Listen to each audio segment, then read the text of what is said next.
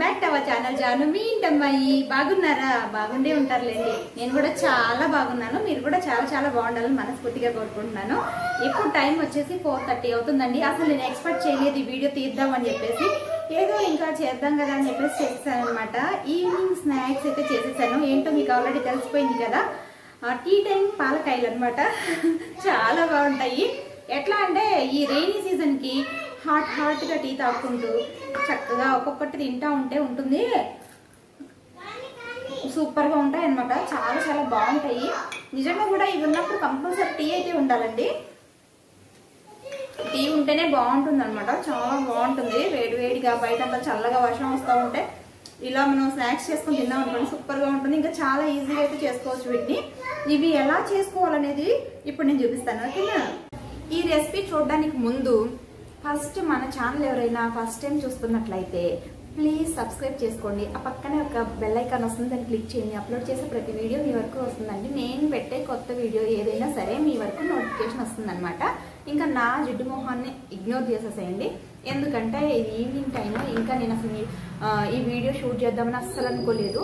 చాలా simple recipe కదా, ఇంకా దీన్ని చూపించేది ఏంటి అని నేను ఆగిపోయాలి. కానీ మళ్ళీ ఎవరికైనా యూజ్ అవుతుంది కదా, అస్సలు తెలియని వాళ్ళకి. చాలా ఓల్డ్ వంటకం అండి, పాతకాలం వంటకం కదా. మేబీ అందరికీ గుర్తుందో లేదో తెలియదు కదా, సరే చేద్దామని చెప్పేసి అలా ట్రై చేశాను అనమాట. ఓకేనా? మీకు నచ్చిందా? నచ్చితే ఎలా ఉందో కామెంట్ చేయడం మాత్రం అస్సలు మర్చిపోకండి, ఓకేనా ఫ్రెండ్స్? ఇంకా బయట అయితే చల్లగా ఉంది. ఎప్పుడైనా వర్షం రావచ్చు, అలా ఉందన్నమాట. అలాంటి వెదర్కి ఇలా ఇలా మంచి స్నాక్స్ ఉంటే మాత్రం సూపర్ అనమాట. ఫ్రెండ్స్, నేను ఇక్కడ బియ్యపిండి తీసుకున్నానండి. ఒక కప్పు బియ్యపిండి అయితే తీసుకున్నాను. ఇంకా అల్లం పచ్చిమిరపకాయల పేస్ట్ అంటే గ్రైండ్ చేసుకున్నాను అనమాట. ఒక 4 పచ్చిమిరపకాయలు, కొంచెం అల్లం ముక్క పేస్ట్ చేసుకొని పెట్టుకున్నాను. ఇంకా సాల్ట్, జీలకర్ర, ఇంకా నువ్వులు కూడా వేసుకున్నాను. ఇందులో చాలా బాగుంటాయి నువ్వులు వేసుకుంటే కూడా, టేస్ట్ బాగుంటుంది తింటూ ఉంటే.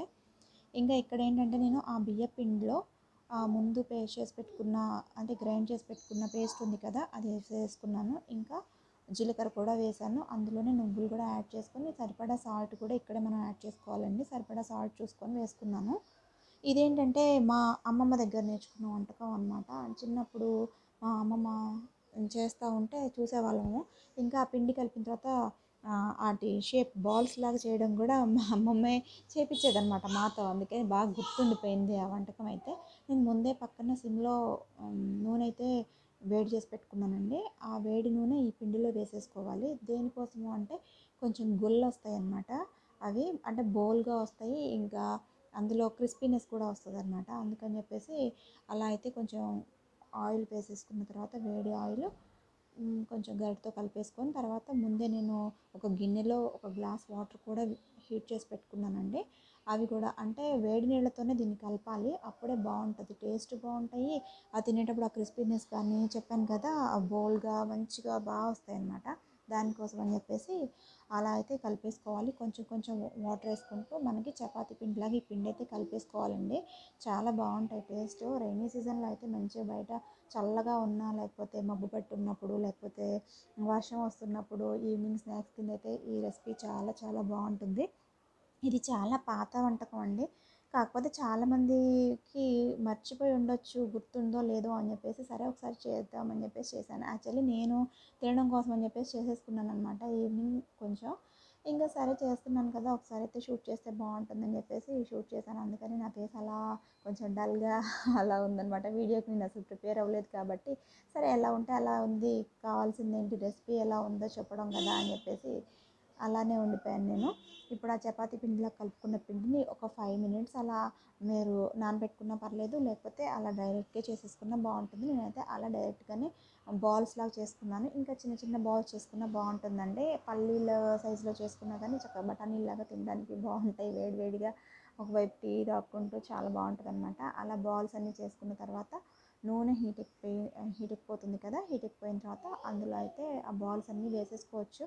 మామూలుగా అయితే పట్టేసుకొని కొన్ని కొన్ని తీసేసుకొని వేసేసుకోవచ్చు డైరెక్ట్. ఒక్కొక్కటేమీ వేయాల్సిన అవసరం లేదండి. కొన్ని కొన్ని వేసేసుకున్న అవి వేగిపోయిన తర్వాత విడివిడిగా వచ్చేస్తాయి అన్నమాట. చూసారు కదా, ఇవి మాత్రం వేగేటప్పుడు మాత్రం కొంచెం మీడియం ఫ్లేమ్లోనే పెట్టుకోవాలి. ఇంకా లోపల నుంచి ఇవి బాగా క్రిస్పీగా అవ్వాలండి, మంచిగా వేగిపోవాలి, గోల్డెన్ బ్రౌన్ కలర్ రావాలి. అప్పుడే బాగుంటుంది టేస్ట్. ఇంకా మిగిలినవి కూడా అన్నీ అలా వేసేసుకొని ఫ్రై అయితే చేసుకుంటున్నానండి.